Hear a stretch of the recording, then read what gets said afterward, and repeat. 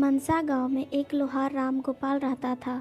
उसका एक भरा पूरा परिवार था जिसका लालन पालन करने के लिए उसे कई बार दिन रात काम करना पड़ता था। रोज की तरह आज भी काम पर जाने से पहले राम गोपाल ने अपना खाने का डिब्बा बांधने के लिए अपनी पत्नी से कहा।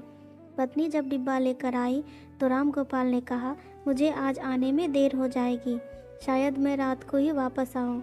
इतना कहकर राम गोपाल अपने काम पर निकल गया। काम पर जाने का रास्ता एक जंगल से होकर गुजरता था। वहाँ जैसे ही राम गोपाल पहुँचा उसे कुछ आवाज़ सुनाई दी।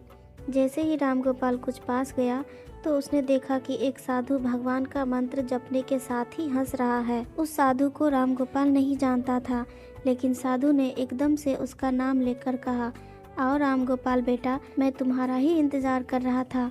मैं भूखा हूँ, मुझे अपने खाने के डिब्बे में से कुछ खिला दो। बाबा से अपना नाम सुनकर राम गोपाल हैरान था, लेकिन उसने कोई सवाल नहीं किया और सीधा अपना खाने का डिब्बा निकालकर उन्हें दे दिया। देखते ही देखते बाबा ने राम गोपाल का सारा खाना खा लिया।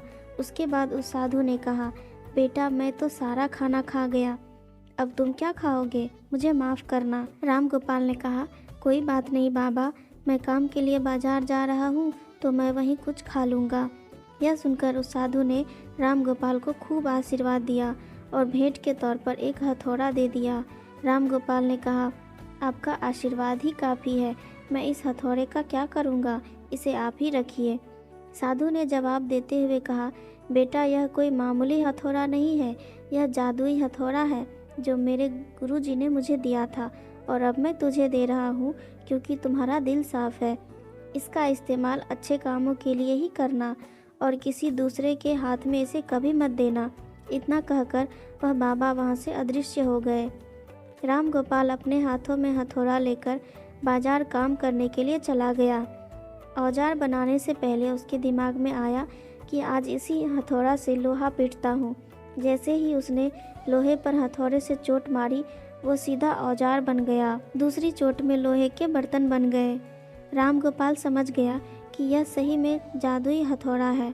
वो जो बनाने की सोच के साथ लोहे पर चोट मारता, लोहा सीधा वही बन जाता।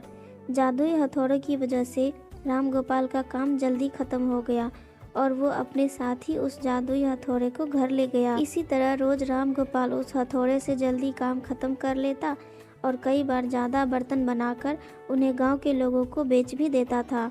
धीरे धीरे उसके घर के हालात पहले से कुछ ठीक होने लगे। एक दिन गांव का मुखिया उसके घर आया और बोला, हम गांव वालों को शहर जाने में बहुत ज़्यादा समय लगता है, क्या तुम अपने हथौड़े से गांव और शहर के बीच आने वाला एक पहाड़ तोड़ने में मदद करोगे?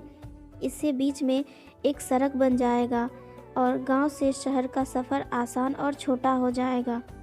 मुखिया की बात सुनकर राम गोपाल ने उस जादुई हथौड़े से उस पहाड़ को तोड़ दिया।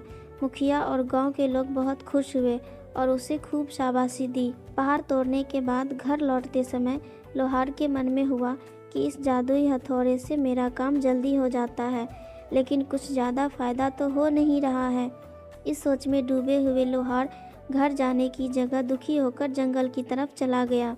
उस जंगल में वही साधु बाबा लोहार को दोबारा दिखा। लोहार ने उन्हें अपने मन की सारी बातें बता दी। साधु ने कहा, इसका उपयोग सिर्फ औजार और बर्तन बनाने व पहाड़ तोड़ने तक सीमित नहीं है। इससे तुम अपने मन का कुछ भी बना सकते हो और किसी भी कठिन चीज़ को आसानी से तोड़ सकते हो। राम गोपाल ने अच्छे से साधु बाबा से उस जादुई हथौड़े का इस्तेमाल करने का तरीका सीखा। उसके बाद राम गोपाल ने बहुत धन कमाया। आज राम गोपाल एक अमीर आदमी बन गया है। अभी भी उसे जब भी कोई ज़रूरत महसूस होती है, उस जादुई हथौड़े का इस्तेमाल वो कर लेता है। सीख, चाहे कोई वस्तु हो या दिमाग, इनका इस्तेमाल पूरी तरह से किया जाना चाहिए। साथ ही अपने पास मौजूद सामान का मोल समझना भी जरूरी है। व्यर्थ हताश होने से काम नहीं बनता।